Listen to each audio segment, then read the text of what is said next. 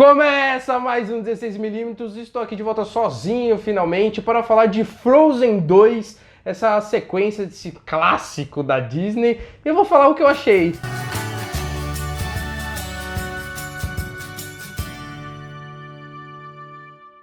Frozen 2 é a continuação do primeiro filme, que foi lançado em 2013, e agora traz um pouquinho mais sobre a origem da Elsa, ou seja, o filme responde perguntas que os fãs nunca fizeram. Eu assisti o filme na Comic Con Experience, que aconteceu no começo de dezembro, e tanto o diretor, um dos diretores, quanto o produtor, eles explicaram que, na verdade, para todos os lugares que eles iam, perguntavam sobre a Elsa, o que eu achei uma desculpa bem esfarrapada, porque eles queriam voltar, eu acho que eles tinham essa ideia de contar a origem da Elsa, mas enfim, né, respostas que ninguém nunca perguntou, mas eles respondem. Tudo bem que a resposta não é lá grandes coisas, porque o filme ele segue a mesma estrutura narrativa do primeiro, então não tem surpresas, as viradas são praticamente as mesmas, a jornada dos personagens são praticamente praticamente a mesma, tanto que aqui ele só alterna um pouquinho. Então as coisas que acontecem com a Elsa no primeiro filme aqui acontecem com a Anna, e o que aconteceu com a Anna no primeiro filme aqui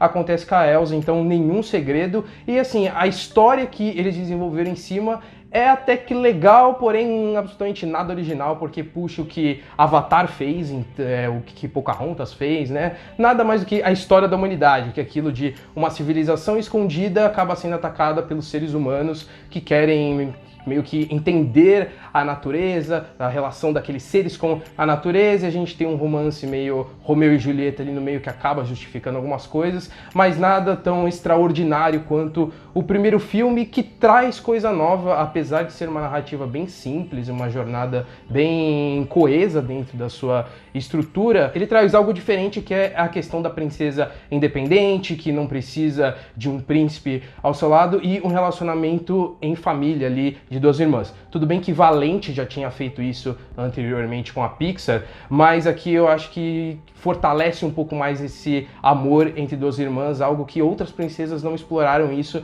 por isso que Frozen acaba tendo essa força. E outro poder do primeiro filme é a música, né? A gente tem Let It Go em Frozen, que acabou sendo um fenômeno, que aqui eu acho que tá difícil de acontecer a mesma coisa, até porque a primeira música ela teve uma divulgação muito mais forte, tanto nos Estados Unidos quanto no Brasil, porque a Demi Lovato gravou uma versão, e essa aqui tá sendo meio que apagada. Eles tentaram colocar lá no trailer, tentou dar destaque, mas está difícil de se provar a nova Let It Go, por isso que eu acho que esse filme vai acabar perdendo um pouco a força, porque não apresenta esse fenômeno que o primeiro filme teve. O principal fator que o filme evolui é na sua técnica. A animação é simplesmente impecável, principalmente quando você trabalha mais a natureza, você trabalha elementos de fogo, de água, é simplesmente belíssimo. E se você compara a Elsa e a Anna com a versão de 2013, é absurda essa evolução. Na Comic Con eles mostraram mais detalhes dessa parte técnica, e deu pra perceber de fato realmente essa evolução na animação. É tudo mais bonito, é mais colorido, a exploração do ambiente também, eles exploram diferentes lugares do que do primeiro filme. Se não me engano, o primeiro filme são ambientações mais frias, não no sentido de piada mesmo, porque tudo tá coberto de neve, então acaba sendo um pouco mais fácil. Porque é tudo numa coloração só. Aqui eles acabam evoluindo isso, explorando outros lugares, outros ambientes, mais cores, mais vida. Em relação a alguns personagens, a Anna e a Elsa continuam sendo personagens incríveis, a relação das duas é muito boa, e só tem um detalhe que acabou não passando muito bem aqui, que foi a exploração de forma exagerada do Olaf, né? Como ele funcionou muito no primeiro filme e as piadas com ele funcionam, aqui eles tentam fazer a mesma coisa, mas eles acabam exagerando bastante. Então a cada vez que o Olaf aparece, ele faz 10 mil piadas, que no começo é legal, mas com o tempo vai cansando bastante. Novamente tem um tom dramático para ele, o mesmo esquema do primeiro filme, como eu comentei anteriormente. Assim, o Josh Gad e o Fábio Porchat, eles fazem um trabalho impecável de dublagem no personagem, mas tem esse problema das piadas recorrentes, de repetir o humor, de puxar uma coisa do primeiro filme que aqui já não funciona muito bem. Bem, apesar dessas críticas, se você gostou do primeiro filme, com certeza você vai gostar desse, até porque o tom de aventura é bem parecido,